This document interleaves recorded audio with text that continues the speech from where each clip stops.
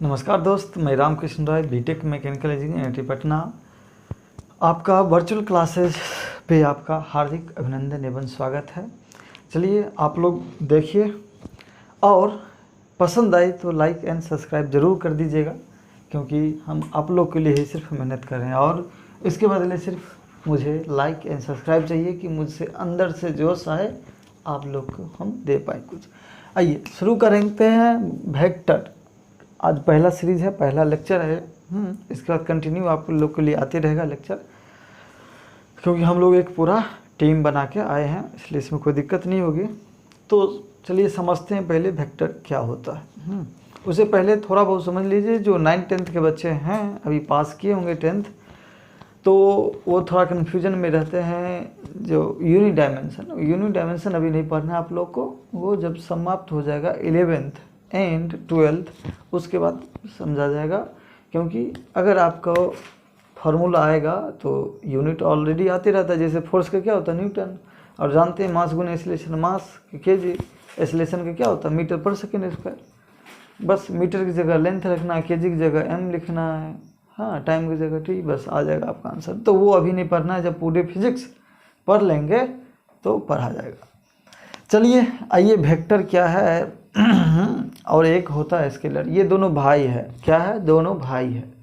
एगो वेक्टर है, एगो स्केलर। जो कामयाब है, जो ज़्यादा बुजुर्ग है तो वेक्टर है, और जो नहीं है वो क्या है? स्केलर है। तो समझते हैं। देखिए दोनों को दोनों भाई है, दोनों को दोनों एक ही गार्जियन है। कौन? Physical quantity. कौन सा? Physical quantity. फिजिकल क्वांटिटी क्या होता है सर? कुछ नहीं होता है। अब जीवन में जितना भी चीज़ सुनते हैं, करते हैं, सब फिजिकल क्वांटिटी है। समझ रहे हैं? जैसे चलना, चलना कितना चले? 5 किलोमीटर, क्या है? Physical quantity. 5 केजी चावल, क्या है? Physical quantity. जो भी जिसे नापा तोला जाए, ऑल मेजरेबल थिंग्स, सब क्या है? Physical quantity. सब क्या है? फिजिकल क्वांटिटी है। तो देखिए फिजिकल क्वांटिटी में क्या होता है, तो अब देखिए, तो जैसे अपन लोग को मोहल्ला मोहल्ला बांट देते हैं ना, कि भाई ये मेरा मोहल्ला है, ये उसका मोहल्ला है, क्या जानने के लिए, पहचानने के लिए किसी को कुछ बोला। ऐसे ही ये भी है। क्वांटिटी तो दोनों है, ये भी है और ये भी है। लेकिन क्वांटिटी में जब देखा गया तो कहीं देखा डायरेक्शन की ज़रूरत आने लगा, कहीं डायरेक्शन की ज़रूरत नहीं था। तो जिसमें डायरेक्शन की ज़रूरत आ गया उसे बोल दिया वेक्टर क्वांटिटी। जिसमें डायरेक्शन की ज़रूरत नहीं आया उसे क्या बोल दिया? Scalar quantity. जैसे देखिए, अब जब चावल गेहूँ कुछ हिलाते हैं, यानी मास जिसका वजन करते हैं, यदि वहाँ पे जाते हैं तो सीधे कहते कभी कि बाबू 5 केजी, या दुकान में 5 केजी चावल दीजिए, इस डायरेक्शन से दीजिए, नहीं। लेकिन कभी अगर कोई गाड़ी फंस जाता है तो बोलता है ना, भाई पीछे से देख लो। हाँ, तो वहाँ पे डायरेक्शन की जरूरत है। जहाँ पे डायरेक्शन की जरूरत होता है वो क्या होगा? वेक्टर, यानी फोर्स। देखिए कहाँ गया ये फोर्स, मास। डायरेक्शन की जरूरत नहीं होता। तो सिंपल है, वेक्टर क्या होगा? इसमें मैग्नीट्यूड भी होगा और डायरेक्शन भी होगा, यानी मैग्नीट्यूड भी होगा एंड डायरेक्शन भी होगा। जब दोनों होगा तब ये पूर्ण हुआ, इसीलिए इसे बोला जाता है कंप्लीट है। ये शादीशुदा है, ये आधा अधूरा है। इसमें सिर्फ मैग्नीट्यूड है और कुछ नहीं है। हाँ, जिसमें मैग्नीट्यूड एंड डायरेक्शन हो, या बिना डायरेक्शन की आधा अधूरा हो, जरूरत पड़े डायरेक्शन, वो क्या होता है? वेक्टर। हाँ, तो इसके लिए देखिए डिफरेंट डायरेक्शन फिक्स। डायरेक्शन अगर वेक्टर क्वांटिटी है तो डायरेक्शन फिक्स है। चाहे आपको लिख के दे along east, along west, along north, along south, या कि सिर्फ एरो दे के दे दे। जैसे इधर चलना है तो ये एरो दे दिया, डायरेक्शन ये बता रहा, ये यहाँ टेल है, ये डायरेक्शन बता रहा है, और ये क्वांटिटी बताता है कितना है, मैग्नीट्यूड बताता है। हाँ, जैसे दिखाने के लिए बताता हूँ, 5 न्यूटन का फोर्स अगर इतना बड़ा एरो ड्रॉ किए तो 10 न्यूटन का फोर्स अप्रोक्स इसके दोगुना करेंगे। हाँ, ये नहीं कि एग्जैक्ट नापना नहीं, बस ये अप्रोक्स है सब। हाँ, थोड़ा इसे बड़ा करना मन है तो इतने रखिए, थोड़ा बड़ा लगना चाहिए, हाँ भाई इससे बड़ा फोर्स है। तो ये जो है इसका लेंथ क्या बताता है, मैग्नीट्यूड, और ये डायरेक्शन बताता है। अगर इसे इधर लगा दिए तो इसका मतलब फोर्स हो या वेलोसिटी है उसका डायरेक्शन इधर है, या आपको लिख के दे या कि वो सिर्फ दिखा दे। तो समझ गए।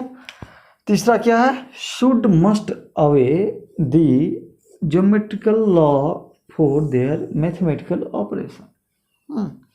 अब मैं एक बात अभी नहीं बताया हूँ, ये जो वेक्टर है ना हमेशा सीधा रहेगा, ये टेढ़ा मेढ़ा नहीं रहेगा। इसका एक बात और प्रॉपर्टीज में लिख लीजिएगा कि वेक्टर ऑलवेज स्ट्रेट होता है, ये हमेशा सीधा होता है, हाँ सीधा साधा होता है, मतलब स्ट्रेट लाइन होता है।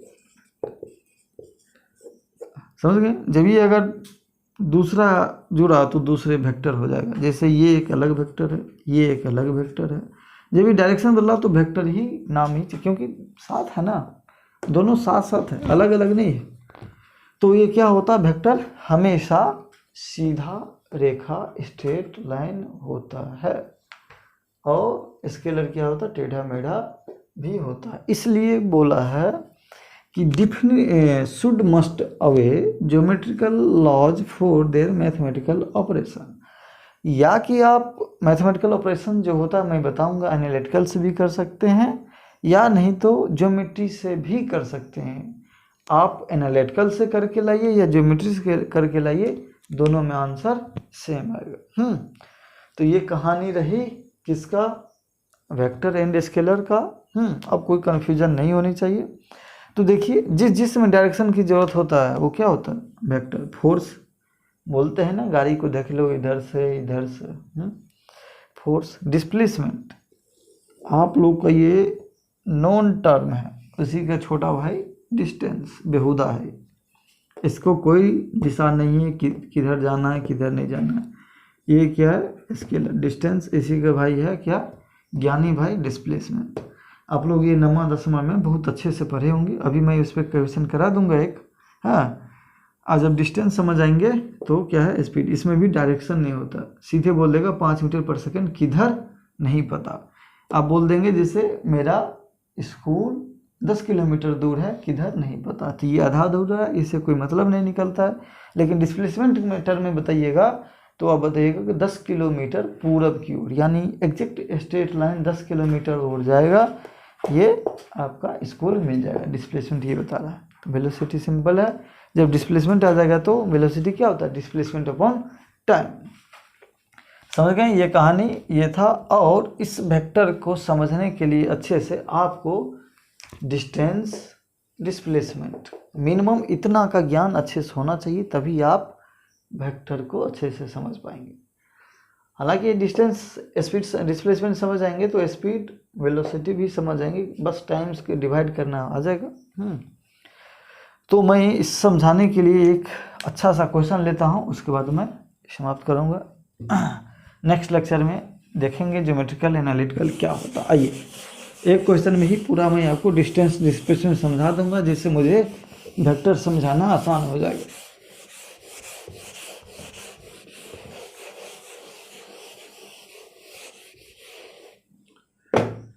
ये देखिए, जैसे ये एक सर्कुलर पाथ है, हाँ, जिसका रेडियस क्या है 7 मीटर। ये इसलिए कि 9th में आप लोग पढ़े हैं ऑलरेडी, 7 मीटर। एक कोई बॉडी ए से चलना शुरू किया एंटी क्लॉकवाइज, AC/W मतलब एंटी क्लॉकवाइज डायरेक्शन में बी पे पहुंचा। पूछ दिया कि भाई डिस्टेंस बताओ और डिस्प्लेसमेंट बताओ। डिस्प्लेसमेंट तो मैं थोड़ा ये भी आपको बता ही दूं कि डिस्टेंस क्या होता है, एक्चुअल पाथ लेंथ या टोटल पाथ लेंथ होता है। और मैं बोला था कि ये क्योंकि ये स्केलर है तो ये टेढ़ा मेढ़ा हो सकता है, लेकिन डिस्प्लेसमेंट क्या है, वेक्टर क्वांटिटी है, ये तो सीधी रेखा होगा भाई, जब भी होगा तो स्ट्रेट लाइन होगा। तो ये क्या होगा, ये स्ट्रेट लाइन होगा, ये एस टी मतलब straight line between initial point या पोजीशन बोलिए एंड फाइनल पॉइंट, समझ गए। तो आइए आप समझते हैं। डिस्टेंस इसका मतलब क्या है, एक्चुअल पाथ लेंथ, तो ये हो जाएगा क्या, डिस्टेंस। सीधे जो है जिस पाथ से चल रहा है उसे ट्रेस कर लीजिए, ये क्या हो जाएगा, डिस्टेंस। लेकिन डिस्प्लेसमेंट में दिक्कत है, उसमें क्या करना है, इनिशियल पॉइंट फाइनल पॉइंट पकड़ना है और दोनों को मिला देना है।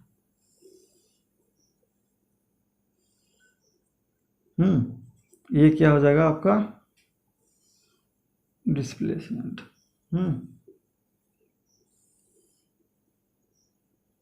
अरे यार गड़बड़ा, चलो ये क्या हो जाएगा, डिस्प्लेसमेंट। तो देखिए डिस्टेंस इतना लेंथ निकालना। तो आप लोग जानते हैं कि कंप्लीट सर्किल का सरकमफेरेंस या पेरीमीटर क्या होता है, 2πr होता है, 2πr होता है। लेकिन हमें क्या क्या 1/4 चाहिए, 1 क्वाड्रेंट चाहिए, तो 2πr हो जाएगा अपॉन 4, 2πr अपॉन 4, समझ गए।